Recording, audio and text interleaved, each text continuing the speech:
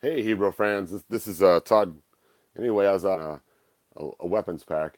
If you line them up just right, you can get that meteor to be in his reflection of his chest. Now, originally, this figure, the idea was that He-Man would shine his sword into his chest as he was spinning around, and then it would shine the light everywhere. Now, I've seen some great customizations where people will take and put a little light in his chest, and that's really awesome. But I wanted to do a little bit different customization. So, first thing I did, this is my STROBO right here, is I actually replaced his chest piece with a mirror. And so it's a little brighter, it reflects better, kind of cool. So you can really see what's in his chest. Now, when I did this, I actually just went to the craft store, bought a hobby mirror, and then used some black tape to fix the size to make it so it fits right in his chest. It was a nice tight fit. So that's what I did right there. So the next thing I was worried about was the actual stand itself. Now this stand is not much to it actually.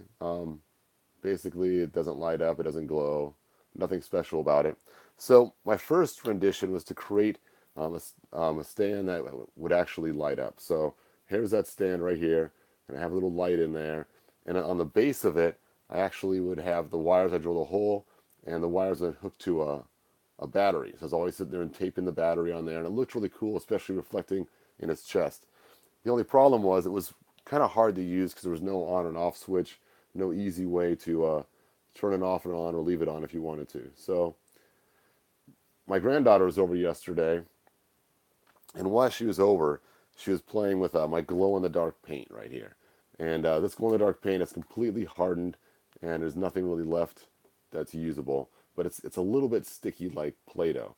And as she was using it, I noticed that she wanted a piece and was kind of playing like Play-Doh. I thought, that'd be kind of cool to take this and just form a giant meteor out of it and have a giant glowing meteor. And I was thinking, you know what? I actually already have a meteor. I have one of these. If I was to take and stuff that paint right inside of the meteor, I could create a glowing meteor. So that's this version right here. I added a washer on the bottom so it adds like extra weight. And so let's go ahead and see how this looks in the dark. Go ahead and readjust that. And hold up while I turn off the lights.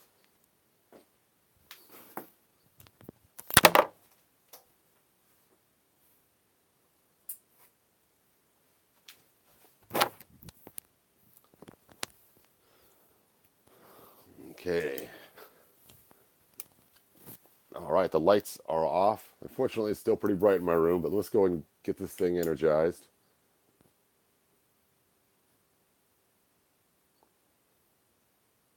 If it was darker, of course, it would look way better. You can see how it glows. It's pretty cool. Basically, it's just jamming this paint right inside of it like putty.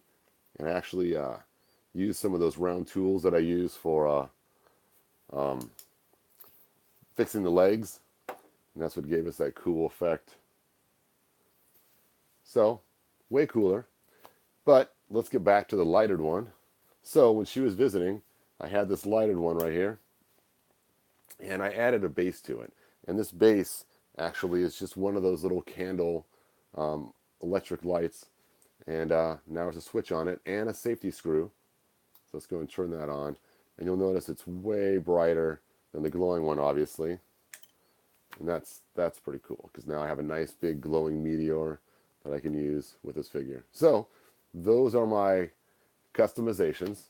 If you have any other comments or anything, leave them down below and I may respond to them.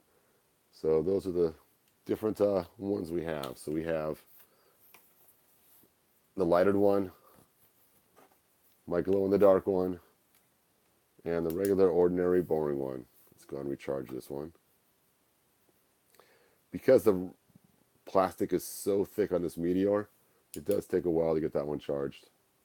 There we go. All right.